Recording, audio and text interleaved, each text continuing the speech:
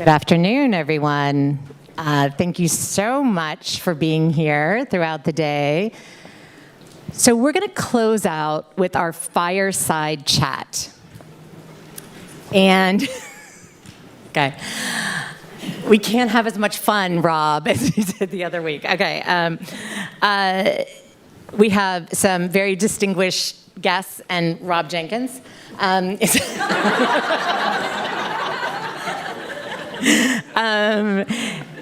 Wachowski is the Assistant Secretary of Bureau of Conflict and Stabilization Operations, U.S. Department of State. She has had a very long career, both in and out of the government, and we are thrilled where she is and what she's doing with the GFA and many other policies and actions. Rob Jenkins is, the titles are so long, the Assistant to the Administrator, USAID Bureau for Conflict Prevention and Stabilization. He serves as the Assistant to the Administrator to Ambassador Power. You can tell it's the afternoon. It's the last session. Joe McMenamin. He's the Deputy Assistant Secretary of Defense for Counter Narcotics and Global Threats, Office of the Assistant Secretary of Defense for Special Operations, Low Intensity Conflict. And Ambassador James, who is a senior advisor here at the Africa, for the Africa program here at USIP, and also had a very long and distinguished career as a Foreign Service officer. So this is going to be a great discussion. Ambassador James and I are going to be the moderators. And so I'm going to start you all off. I have too many pages here. Okay. Development, diplomacy, and defense, the 3Ds. We talk about it all the time. And I wrote an article recently, I'll just plug it, in Just Security. If you have insomnia, you should read it before you go to bed, where we talk about the plans for the GFA. And in this article, I am quoted as saying, coordination between the 3Ds has been promising. So I'm not going to go into what those are, because I'm going to let them go into it. But as I told them, I wouldn't say it if I didn't believe it. So this question goes to all the speakers. We talk about the 3Ds a lot, but what is this nexus between development, peace, and security? Why do we need it? And how do we better leverage it and integrate peace building across the 3Ds?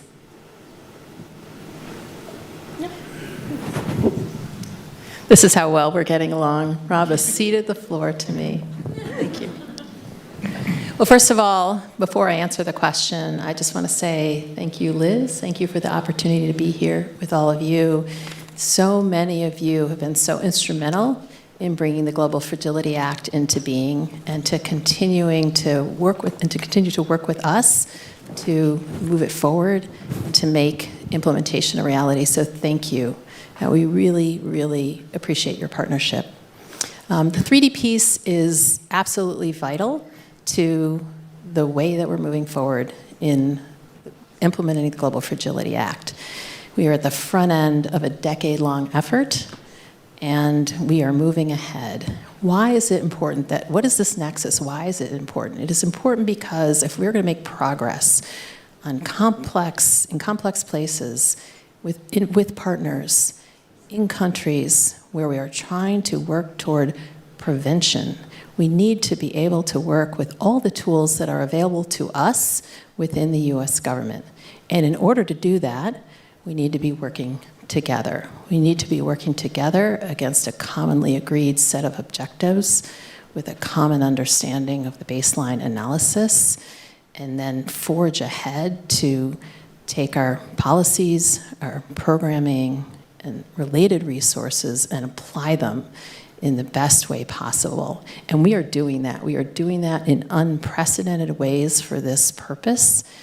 And we think there's a lot of promise in what we've been able to achieve so far, transmitting the 10-year plans to Congress. We also know we have a long way to go, and we're counting on all of you to hold us accountable and to continue to partner with us as we proceed in this unprecedented 3D effort. Rob. That was great, Anne. Now I have to come up with something to say that tries to make sense. We sometimes in our work have little victories, and sometimes we have big victories. An example of a little victory was this morning when our German colleague from the Foreign Ministry talked about how they're integrating the 3Ds in the German government. So the term has legs. And later this month, Anne and I, with the DoD colleagues, will be traveling to Stockholm for what used to be just a foreign ministry event, the Stabilization Leaders Forum. Last year, as a sign of how our government is doing things differently, Anne and team invited us along, and we were the only ones there, about 16 different donors, that had both state and aid, those 2Ds. We worked hard this year to convince the Swedish hosts, and DoD will now be joining us this year. So we'll be the only ones there with 3Ds trying to show the other donors why 3Ds are important, why 3Ds are important. We say it so much because it's true. All of these situations, whether it's a region, a sub-region, a country, a province, it's terribly complex. It's layer upon layer. It's the lack of a social compact. It's corruption. It's extremism. It's ethnicities that don't get along. You name it. Why would we not want to use every tool in our toolbox? So at AID, our Bureau for Conflict Prevention and Stabilization, we're dedicated to trying to prevent and, if we can, try to solve or mitigate violence, conflict. We're there to respond to crises and opportunities, political transitions where they arise. And we work to help our entire agency work across government in a whole-of-government fashion. And for that, we have an office dedicated just to civil-military cooperation. We have USAID people at all the relevant combatant commands. We have 6 people full-time at Stuttgart at AFRICOM. We have dedicated DoD folks in our building every day. Even when there weren't many people in the building every day, you can always count on DoD to show up. I just think that 3Ds is a little too small. And the next step, and I think what we're trying to show the rest of the government is how we can work together. It's not easy. It's hard. We have a team that works together every day. And that's become a nucleus to which we try to bring in the rest of the interagency. I think that's the next challenge. How do we really get, and Treasury's there, DHS is there if it's women, peace, and security, case by case. But if we can expand the 3Ds to really be what we try to be as a whole of government, I think we'll be making a great step into the future. Yeah, good afternoon. Yeah, I'd like to build off of Rob's comments a little bit. I was actually involved in some of the original stability activities and operations working with State Department and AID in 2006 and 9. And one of the key points that we built after we built the 3Ds was what we used to call the little Ds. And our Treasury partners, our DHS partners, Justice partners that were out there working alongside of AID, defense, and state in some of the activities that we looked at globally. So the idea of expanding the 3Ds to incorporate the other Ds actually can make us more successful, build out better programs, and actually enhance some of the stability operations in countries around the world. And Rob's right. We have folks, working with AID, working with state, but at the same time, integrating 3Ds isn't just a Washington thing. It's a thing that has to get done at the combatant commands. It's a thing that has to get done at the embassies so that we take these plans, actually make them happen, operationalize them, and using the same approach that we advocate here in DC at the combatant commands, at the embassies, and working with your countries to actually make things take place and happen and use the lessons learned. From defense, we look at how we can enhance the security situation, how we can enhance the capability of the armed forces to make them better, make them more professional, represent and understand human rights, rule of law, and things like that, that we can help enhance the activities of both our state partners and our AID partners to build stability to countries and regions around the world. Thank you.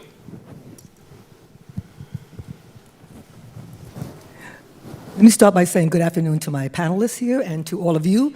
You all have had a very long day, so we'll try to keep this interesting for you and a little bit light because we don't want to lose anybody's attention for this really important wrap-up conversation.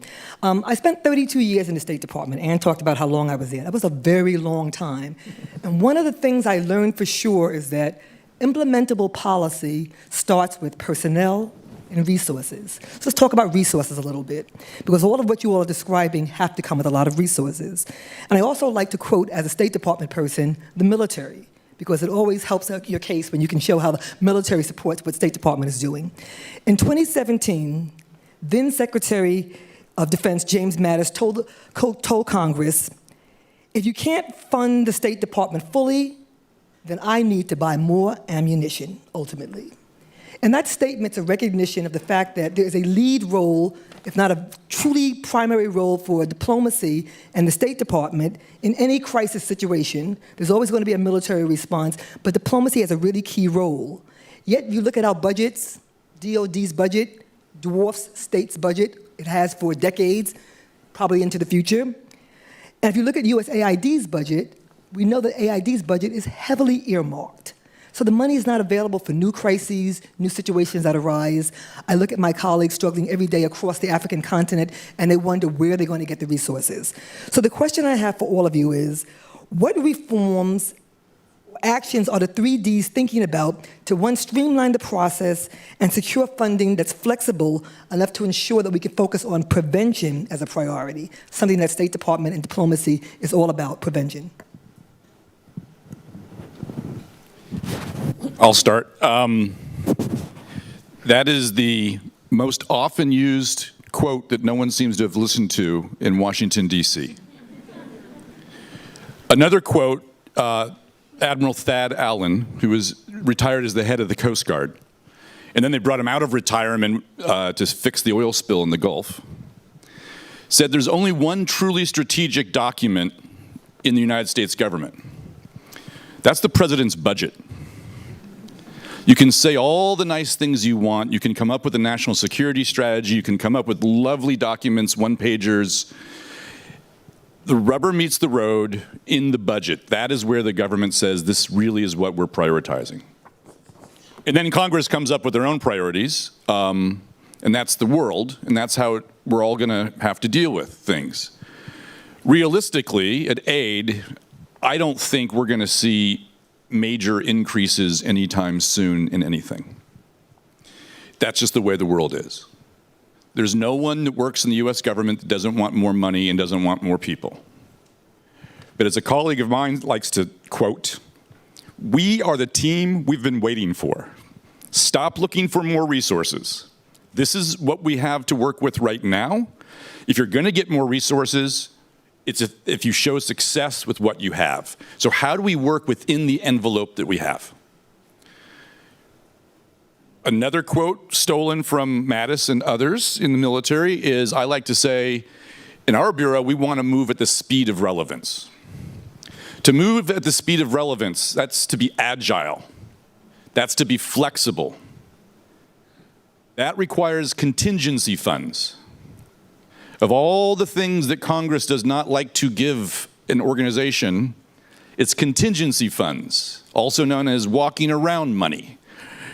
We can't trust you to spend this wisely. So they don't give us a lot. We need more. How do we get more? We try to succeed with the money that we currently have. That includes peace and security funding available under the Global Fragility Act. That includes complex crisis funding. That includes transition initiatives funding. But looking against, you don't even have to go outside of aid. Look at humanitarian assistance, look at global health, look at education. Those things all dwarf these small amounts of funding that we're trying to change the world with every day. The reason Mattis's great quote is not going to be implemented anytime soon is the same thing that we deal with all the time, is no one wants to prevent anything. Because you can't get resources for prevention. We got to wait for the crisis. That's why the Global Fragility Act is actually very exciting. That's why, of all the places we're working in, coastal West Africa is so exciting to me, because we are actually trying to get proof of concept. You can see the problem coming there. If we, in 5 or 6 or 7 years, can keep Ghana off the front page, then we can go back to Congress and say, see, you can prevent things. Give us more resources. So I think we're at an important moment right now. And as you said, we're at the beginning of a 10-year endeavor. But if we want to get the kind of resources that we need, we have to show that we can succeed. Rob, that's very well put. And that's what we're working toward every day. Right. And I think it's important to understand that what we're doing right now is building the architecture. We've got the frameworks, we're building the architecture, and we're looking for ways to institutionalize the processes that we are embarking on now. Looking at ways to put into place processes that will allow us to continue to go forward with a framework, a set of objectives, and then an alignment of resources. The resources that are specifically available to us through the Global Fragility Act, which are valuable resources because they're specifically oriented toward prevention. They gave us opportunities to do some things that we are embarking on right now in the field, in our priority countries across the globe, whether that's in Papua New Guinea or Haiti or Mozambique, or Libya, 5 countries of coastal West Africa. In addition to that, it is absolutely vital, and it is mandated by law, that we align all relevant resources and activities, diplomatic, development, security sector, and the related activities that Joe mentioned over here, and we're working toward that as well. So as Rob already indicated, we really need to look hard at what we have that's available to us and understand how to align those resources to where we're headed. We also need to continue to work with our partners, with our like-minded partners, other donor countries, multilateral institutions, other kinds of international institutions, so that we are making the best use of resources that are available in the places where we are working, where we are partnering. And that's something that we do, our embassies do all the time. We need to continue to do that with more intentionality as we implement the Global Fragility Act and the U.S. strategy to prevent conflict and promote stability. And we are doing that. We want complementarity, we want coordination, and where possible, we also want collaboration. And we're working toward that. And we have already some good examples, I think, in many of the places where we are beginning to do our work, where that's coming to fruition. So there are a number of ways we need to continue to do this work. Now, additional flexibilities. Yes, additional flexibilities might be useful in the future, but it's also incumbent on us to identify where we've got the flexibility already inside the U.S. government and make sure that we are using it as wisely as possible, and that's also something that we're working on as well. Thank you, Ann. I'm from DOD. I have a big budget. I guess I have to defend it. I did have lunch with General Mattis once. Very nice gentleman. Runs a winery now up in the Northeast or the Northwest. I'm sorry. We have the same pressures on us that the other agencies. Only they're probably a lot bigger because of the budget. For our security cooperation activities, we've managed to get the Global Fragility Act prioritized into the plans for a lot of the regions. And that's a big effort over at the department. But when you look at the money we get for security cooperation, 60% of it is already earmarked to go to something else. So that leaves 40% that then has to compete with every other combatant command around the globe for what they consider their priorities.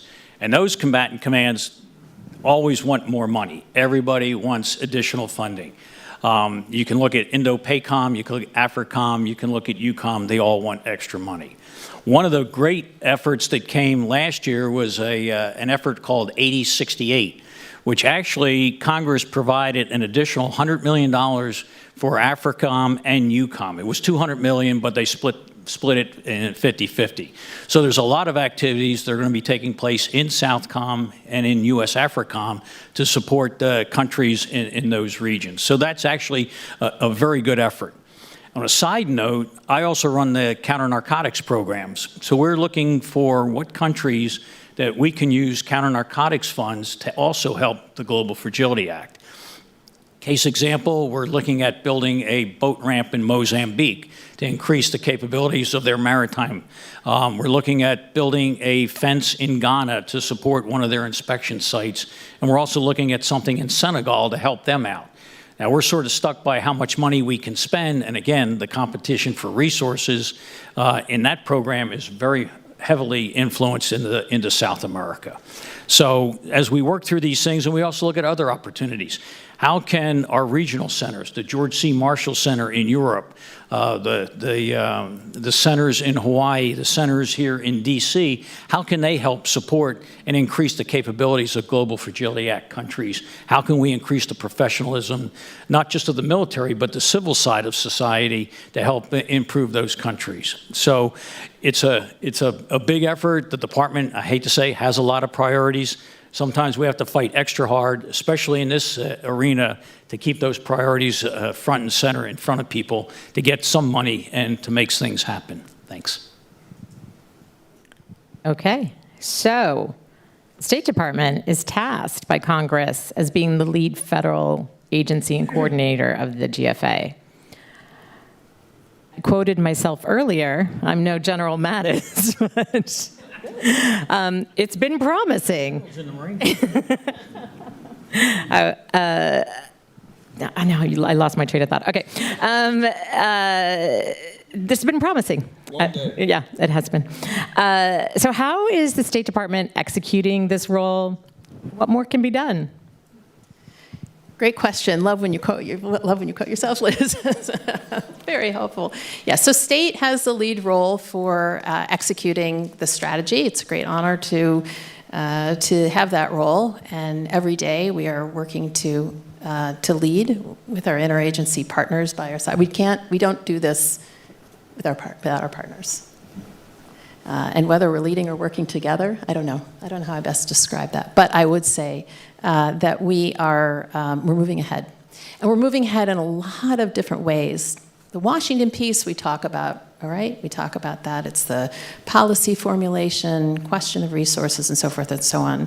But one thing I want to highlight that Joe already mentioned is that in this effort, our ambassadors, our posts, have a leading role to play. They are leading the way. The plans that have been developed were developed in a field-driven fashion. Our ambassadors on the ground, our embassies, are a micro representation of the interagency. Maybe not all agencies are represented at the smaller posts, but a number of agencies are represented there. And that's where the U.S. government also comes together in a fashion that is, in a fashion that's quite effective, because they know their challenges, they understand what their resources are, and they have the ability to really help advise us to work with partners closely to affect the kind of way forward that we want to see under the plans.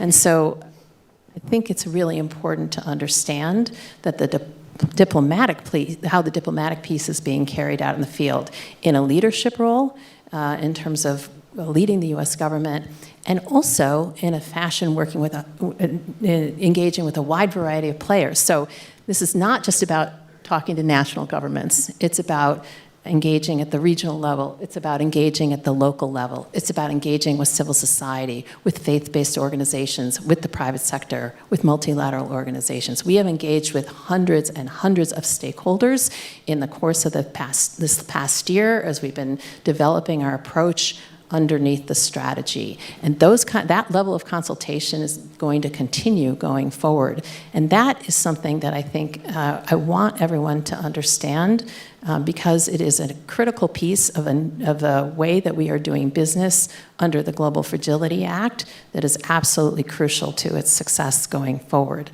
Thank you.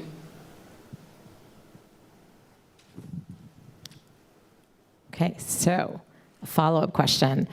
There was a 3D trip to coastal West Africa last fall, Rob, and you were on it. You didn't invite Joe. And Anne, you just got back from Papua New Guinea, and you were there when the plans, the GFA plans were submitted to Congress. Can you both share your experiences there, meeting with local partners, and what opportunities and challenge for the 3D? I mean, try to be as practical as you can. I mean, what really, so that it comes to life for people. Thanks, Liz. So let me start with Papua New Guinea, and then maybe say a word about coastal West Africa. And Joey would have invited you, except your colleague was available. I go nowhere. Your colleague was available. So I had an opportunity to spend a little bit of time in Papua New Guinea. I was in the capital of Port Moresby, and then I went up to Morobe Province, which is one of the places where we are going to begin doing our work under the strategy. And it's, I imagine a number of you in the room have had the opportunity to be there. I'd never been there before, but it was an expression. My very being there was an expression of what we're doing under the strategy, which is to engage with a whole variety of players, with stakeholders, with local elected officials, with leaders of civil society organizations, human rights leaders, regional government officials, and gleaning from that. And like-minded donors and multilateral organizations. The UN is very much present in Papua New Guinea, and the challenges in Papua New Guinea are there are a variety of challenges in Papua New Guinea. We've decided under the strategy to really focus in on some of the community-based challenges to start. Around elevating women's rights, women's empowerment. Political empowerment, and around justice and the rule of law, and the opportunity to be in Papua New Guinea, to hear from local elected officials who want to work with us, who share our view, to talk to local leaders of, especially the women's organizations, who are so committed to supporting women, to empowering women. We're so grateful that we are there to hear and to listen, and to want to work with them. So going forward, it was so empowering, and it gave me a real sense of how important the work that we're going to be doing will be.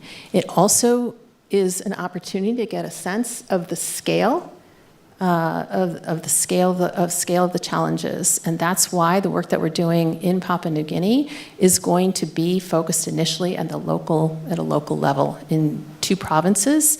We'll begin our work in that way, and we'll hope that we can scale up once we have a better understanding where our successes are, certainly probably where our failures will be, and overall our learning, and then move forward.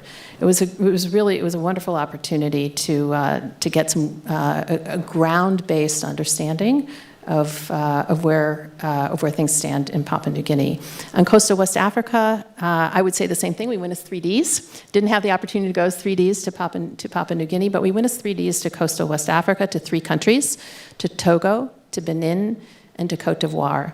And we did the same thing in those places. We had an opportunity to meet with a wide range of stakeholders, government officials at the national level, at the regional level, leaders of civil society organizations, and we had an opportunity to hear how each of these different stakeholders saw the challenges that they were facing. And I think some of the most compelling conversations we had were with the leaders of local civil society organizations who were excited to be given the opportunity to do peace building, operate local radio networks, a number of the programs that Rob can actually speak to because they are by and large USAID funded programs. And so what we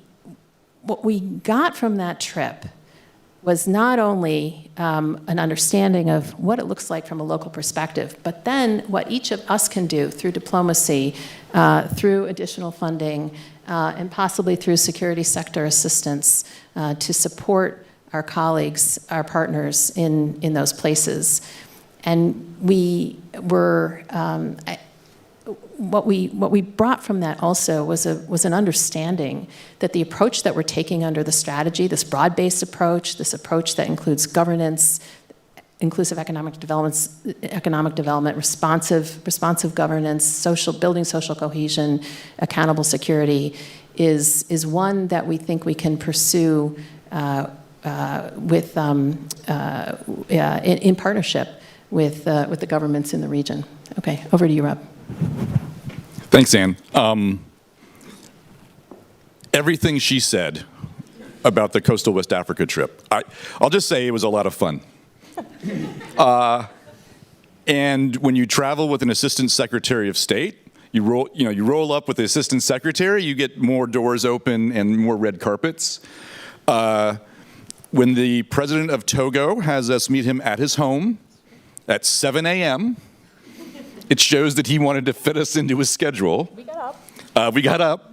A few things that I take away from that trip. One, and I think it's an unfair, that's the nice way of putting it, there was an unfair belief here in Washington among the elite that the governments in these countries didn't understand the problem they were facing or they were in denial. Untrue. We met from the president and then a lot of foreign ministers and a lot of cabinet members in all three countries. They very much know the threat of extremism that is on their northern border, and they're very serious about it. The way they communicate that publicly is different in each country, but I went looking for political will. I found political will. I found partners who are eager to partner. In fact, they're so eager, they're like, can't you do things faster and larger and bigger because we see bad things coming. We want to work on this. That's one. Two, there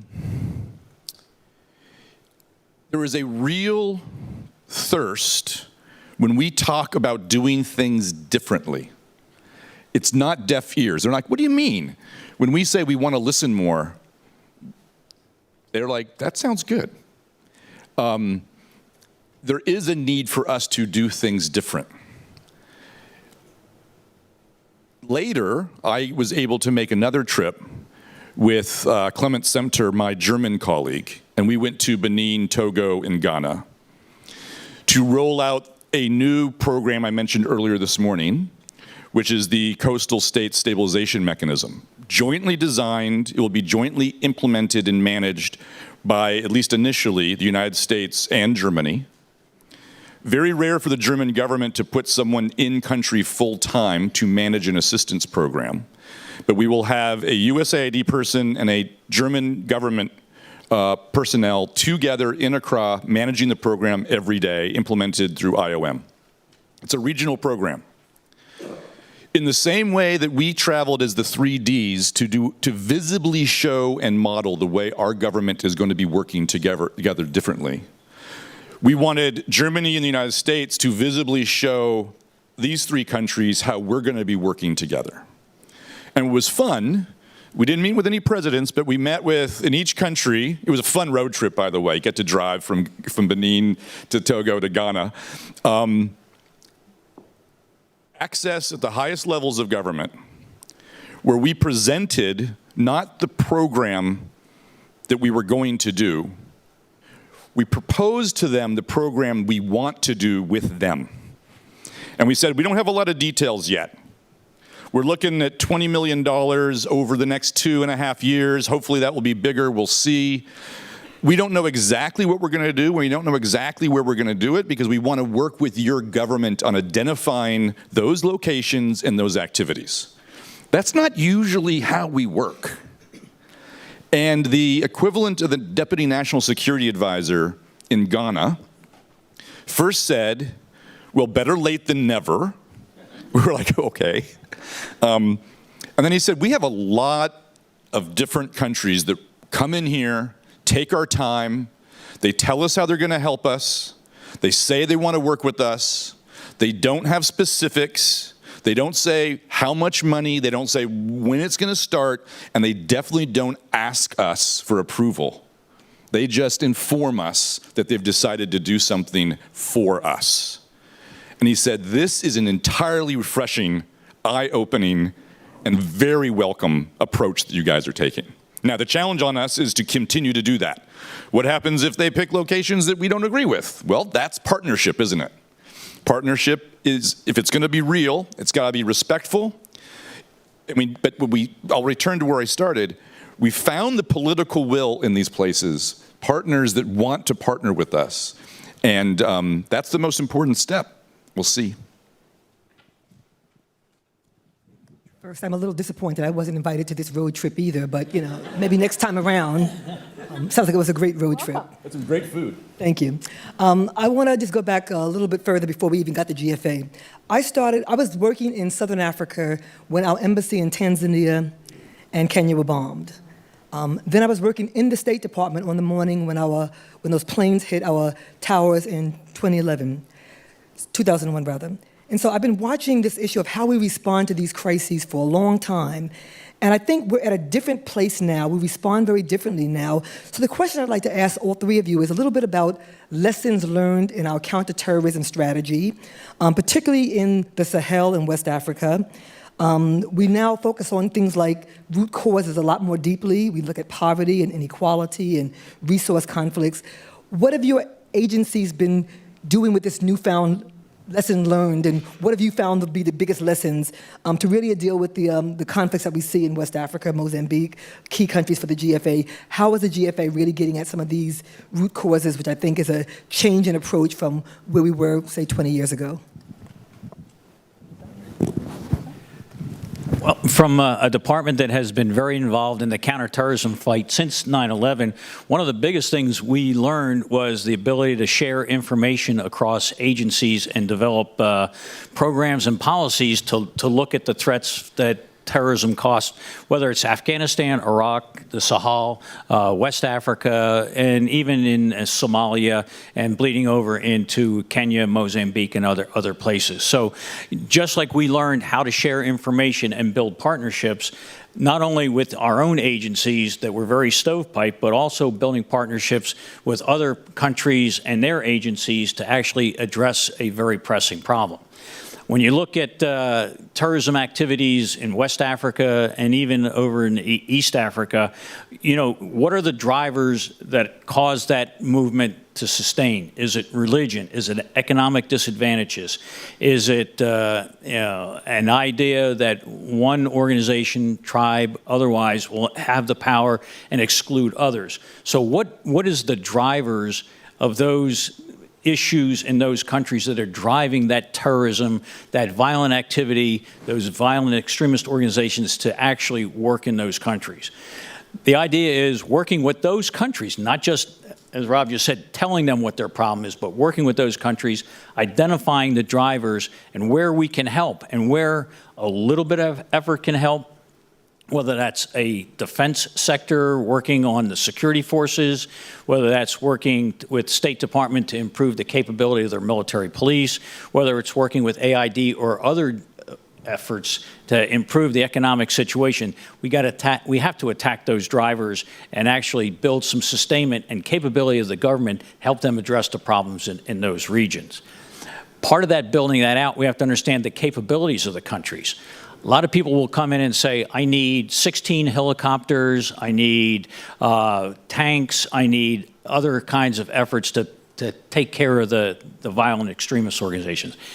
If you don't have the sustainment capability, if you don't have the people trained to maintain that equipment, if you don't have the budget that can fuel that equipment, then in 2 or 3 years, you're starting all over again. So the goal is, one of the things we learned was institutional capacity building, to actually allow folks that we assist to sustain, maintain, and use that equipment the way it's supposed to be in the long run. And then finally, I would probably say lessons learned. You have to be a learning organization. You cannot just do the same thing over and over again, hoping to get a better result. You have to learn from your successes, your mistakes. You have to learn from partners, and you have to be willing to take some chances sometime to look at a different way of doing business. In this case, we have 10-year plans. The idea is those 10-year plans aren't static. Those plans have to be reviewed, have to be assessed, and have to be adjusted as we go forward in implementation of the Global Fragility Act. Okay. Well, Joe, you said a lot of it very, very well. So there are a couple of points here, and what you've just embedded in the question is what's in the heart of the Global Fragility Act, and the purpose of the Global Fragility Act was just to tell us to address prevention, to go after prevention. As the President has said, the best strategy to save lives, build lasting stability, and disrupt the cycle of violence is to prevent conflicts before they happen.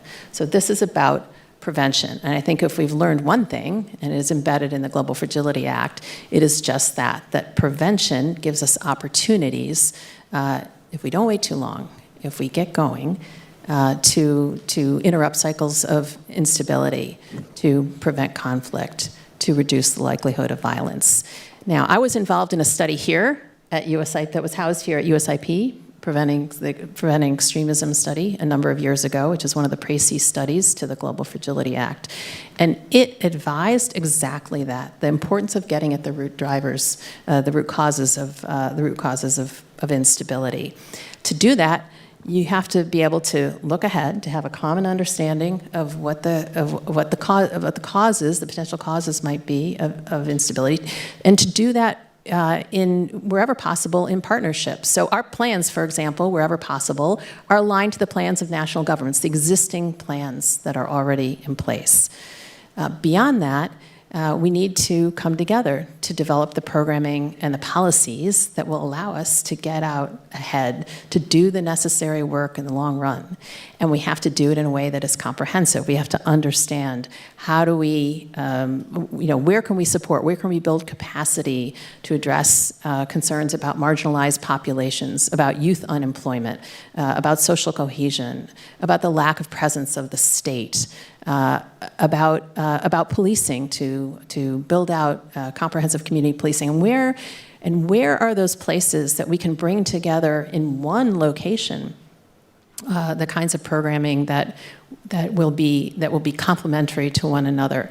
In Mozambique, we're looking at opportunities to work. We're working focused very much in the north, where there has been presence of violent extremist organizations, to look at opportunities for reconstruction, for recovery, for supporting those populations that are moving back into areas from which they have been displaced, and we're doing that with our partners.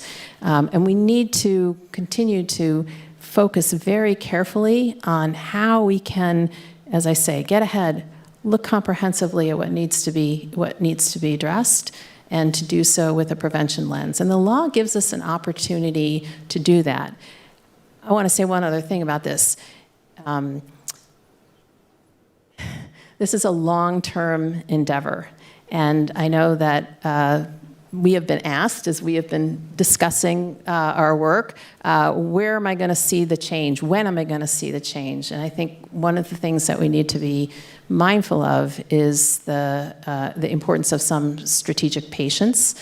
we need to look out over the long term. It doesn't mean, as Joe has advised, that we don't shift our plans. We've got to shift our plans. They've got to be adapt. We've got to shift our activities over time. We have to have some short-term agility and adaptability, but we have to be doing that with the long term in mind. You both had great answers, so we'll try to just maybe underscore some of what you said. This seems to be the afternoon to quote military generals and admirals. So I would like to say a friend, a colleague, and definitely a hero of mine is Lieutenant General Mike Nagata. When he retired as a 3-star, he was the number 2 at NCTC, the National Counterterrorism Center. And he likes to say he spent 20 years killing terrorists. Our government has spent 20 years killing terrorists. Starkly put, we've gotten good at it. And there's a lot more terrorists now. So this isn't working. It hasn't worked. Lessons from the Sahel. 10 years, hasn't worked. There are more now. What are we doing wrong? An over-securitized response to a security problem. Didn't work. We don't need to keep doing that. So what should we do? We've been focused way too much on the angry young person. Usually, but not always, an angry young man. And apologies for people that have heard me use this example, but for me, it puts it really in place. You know, I'm a young man in southern Burkina Faso. Or I could be in Mali. Or I could be in Niger. Who knows? It looks the same. I don't really see the border. I don't see my government. I'm the 3rd son. I have no land prospects. My parents sold that off to someone who lives in the capital. I drive my motorcycle up to a checkpoint. I don't understand the language that the guy in the uniform is speaking to me. I don't know he's asking me for my ID. And if I did, I don't have an ID. I end up getting hit in the face with a rifle because he thinks I'm on a motorbike, I'm not being responsive, I'm not showing an ID, I must be an extremist. He just did the number one thing that causes someone to tip over into violent extremism. Violence at the hands of security forces. Now, if he's upset at being treated that way, is he irrational? Doesn't he have a reason to be upset? So why are we focused on him being upset? We aren't focused on the government that isn't trying to bring him in and isn't trying to find his trust. Why are they making it illegal for him to ride his motorcycle now? The only way he could make money. So if he wants to keep doing that, he has to do what? Side with the bad guys and find a way to go around the checkpoint next time. Now he is an extremist. How do we fix this? Simple thing is, give him an ID. We've done that a lot. Simple thing is, get interpreters with those military units who speak the local language as well as the language that they speak in the capital. You've immediately cut the stress down and calmed things down. Immediately. Try to get a health center into that village or a police station and have the police listen to people and not beat people up. All of that goes to building the social compact. Trying to establish, not reestablish, because in a lot of these places they've never seen the government. They haven't seen much of the government, at least government that's been nice to them. So you start to establish what can be social cohesion. The problem is the threat moves much faster than that. The threat comes in the middle of the night. So we have this knee-jerk reaction to have a security solution, which then makes the problem worse if it's not done well.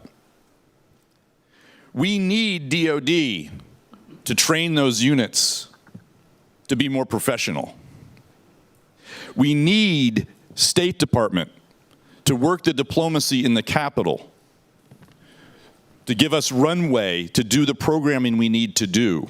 We need USAID and other donor partners who can project assistance in a way that is mindful, in a way that listens to people in those local places. Because it's going to be different. The reasons that people are upset are going to be different, village by village, district by district. That takes time. But when we rush it and people are saying, when am I going to see something? Your 10-year strategy isn't showing anything yet. We have to resist that urge. We have to push back and say, we need the strategic patience. Don't make us rush this, because that makes things worse. We also then have to hold people tight and say, stick with this. Believe me, we can do this. Can we do it? I think we can. Will we do it? I certainly hope so. I hope these become lessons learned and not just lessons identified. Too often we say we've learned. We haven't. We just put a little booklet together on what we think we should be doing, and then we work the same way we always have. Okay, so we know, it's no secret, that Haiti and Libya are the hardest priority GFA countries. And there are some in this town who have some serious concerns about Haiti and Libya. A little known fact, when the GFA was originally designed, those on the Hill really thought of it as a stabilization. And there's a reason why it says at least 2 priority countries, because we, the GFA coalition, were afraid that it was all going to go stabilization and not prevention. So, now I have to get to the question. So how are we going to make some measurable gains there? How are you going to fix it? Anne has a plan. And I'm going to quote General Charlie Bolden. That's a softball, because we're not going to fix it. The countries in which we're working, with whom we're partnering, need to be in the lead. And that's the approach that we're taking in Haiti and in Libya, a Haitian-led solution. In Libya, Libyan elections, fair and free. Working with our Libyan partners, working with Libyans. We, in each of these places, think that we have opportunities, and just because they're hard places to work doesn't mean that we shouldn't be there. In Haiti, we have an opportunity, even as the international community, including the United States, are working to support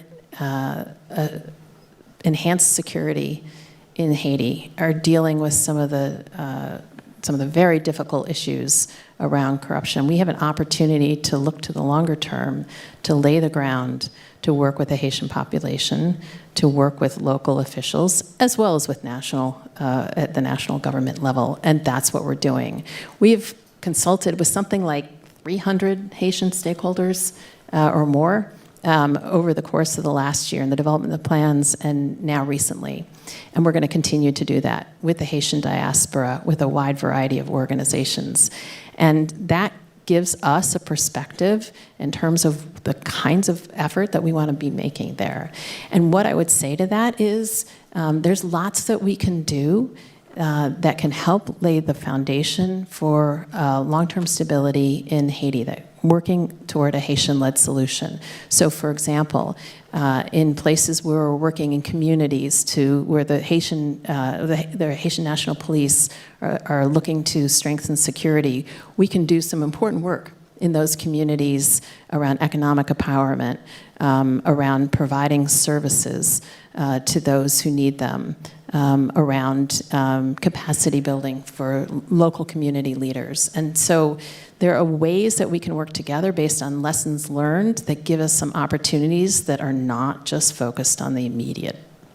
Same thing in Libya. We have some real opportunities. We've been consulting and engaging at a variety of levels, National Planning Council, national level officials, civil society organizations, and we've learned a great deal from those consultations, and we continue to have those consultations, and they are most welcomed.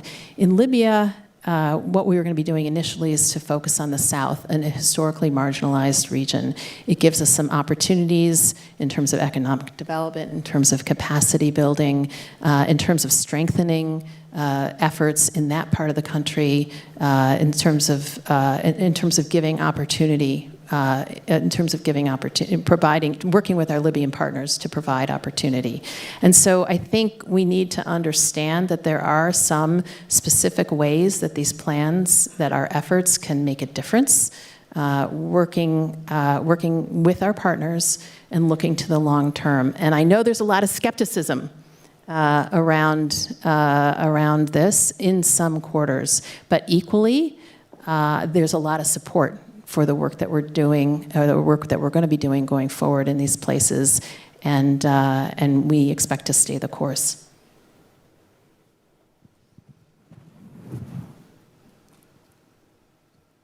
As per Haiti and Libya, you nailed it. I don't have anything to add to that. A few reflections. I was a bit astounded when we announced the countries, or the president announced the countries, on some of the pushback on Haiti and Libya. I won't quote a general, I'll quote a veteran and a president. We do these things not because they're easy, but because they are hard. Why would we pick a bunch of easy places to try this? Of course we're going to pick some hard ones, and we were going to pick different ones. All of these places are unique. As I mentioned, I went to coastal West Africa looking for political will because that's the key. You find political will in a place like Libya, in a place like Haiti, where you can find it, whether that's a particular ministry, whether that's a particular mayor, whether that's a particular governor, and you try to build out from there. You do the best you can. You find positive change agents, support them. We've been in Libya for 10 years. We've been in Haiti for generations. We have a network of networks there. No matter how bad the situation is, we have organizations that are trusted, that we've been working for, that we can work with, and that's a place to start. Some of the critics of those two countries being priority countries refer to and envision Colombia as the example of how we should be working. Quick update, newsflash, Colombia is a bit of a unicorn. What do you need for these things to work? You need security, you need political will, you need strategic patience. We and the Colombian government have had all those things over multiple presidential administrations for both. We were able to galvanize resources in Colombia because it was a domestic issue. It wasn't an international issue. We're never, and anytime soon, going to be able to get that kind of resource allocation made for the countries that we're talking about right now. Let's just be realistic. The Colombian government put way more money into the efforts than we did. It didn't solve the problem that was supposed to be solved by Plan Colombia, but we did get the end to the longest civil war in the world. And Colombia still has issues. But if we hold that up as the example, we're going to wait a long time before we find another place where we can do that. So meanwhile, we get to struggle on Haiti and get to struggle on Libya because it's the right thing to do. Can I add something? Liz? Thank you. I'm going to steal a line from Rob. We're approaching our efforts with a large dose of humility.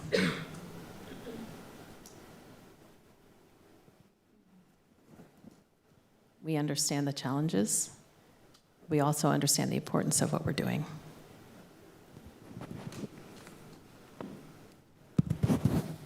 I will probably have to say that I have a very quick answer. Haiti and Libya both are very difficult for the department to work in.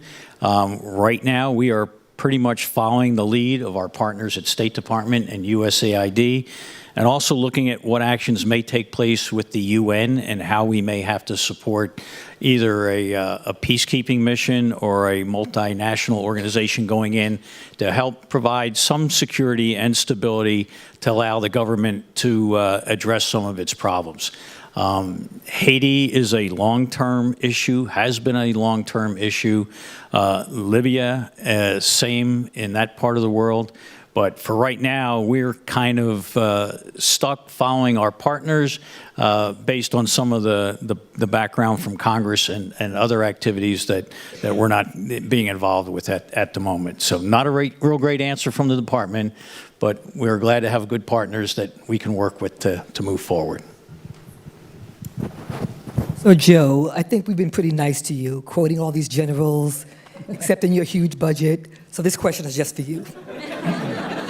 The U.S. military appears to be changing its approach from just doing what it used to do in the old days, a lot of security assistance and training of military forces, to something that I guess you all call more human security.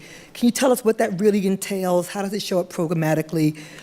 What are you all trying to do differently with this kind of a shifting focus towards human security?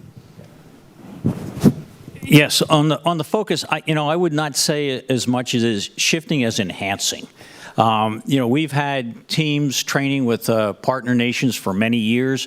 We've always had a requirement, whether we provide training or whether we provide equipping, that we have to go through the Leahy vetting of all the security forces and people we train with. And I know Ann's very familiar from her previous job in the department working the Leahy process to vet the forces we train with to ensure that no one has committed human rights violations, that the organization as a whole hasn't committed human rights violations. So, and if they have, the organization either does not get the training or we have to identify the individuals that may have been involved in a human rights violation and actually pull them off of the training. So that's one thing that's been going on for quite a while now. The other thing is part of our security cooperation effort, every package that we do to a partner country has to have an institutional capacity building effort. In other words, some way that we build the institution, as I mentioned earlier, not just give them a piece of equipment or not just provide the training. It has to be built on how we improve the institution, and whether that's the Ministry of Defense, whether it supports a Ministry of Interior, whether it supports a Department of Defense joint staff-like activity, providing training. Colombia is a great example. We have what's called the MOTA program, and I cannot remember the acronym, and Ann probably remembers it better than I do. But we actually place either DoD civilians or military officers with partner nations to help them build the capacity of their organizations. And a part of that is also enforcing the human rights, how we treat people, how we treat civilians, civilian control of the military in a lot of these countries. And I would probably have to say the last one is a plug for the regional centers, such as the Marshall Center. Every part of that component does some type of capacity building. And it also does a great effort on reinforcing that civilian control of the military, which is very important in many parts of the world that we work in. Okay, so we've come to our time limit, but I want to ask you really quickly, the three of you, a lightning round, lightning round answer. We started off this morning, and I was pretty honest, saying we're struggling. Why should we have hope?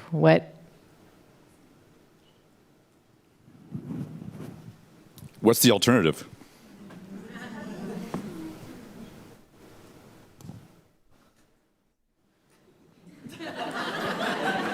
Our job isn't to give up. Once I had another quote from a general I wasn't planning on.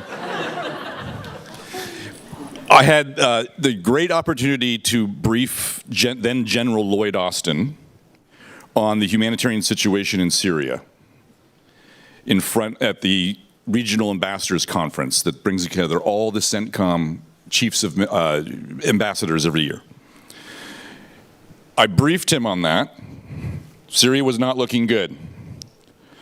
His response was, "You make me want to go into a dark closet and suck my thumb." A year later, I was cheeky enough to remind him of that and say it's worse now. We don't give up. There's always reasons for hope. Every one of these countries has people that want to make a difference. And we're the US government. If we give up, everyone gives up. So we need to lead. We need to lead with our hearts, with our heads, with our dollars. And this is about a new way of doing business. And a lot of people think it's not going to work.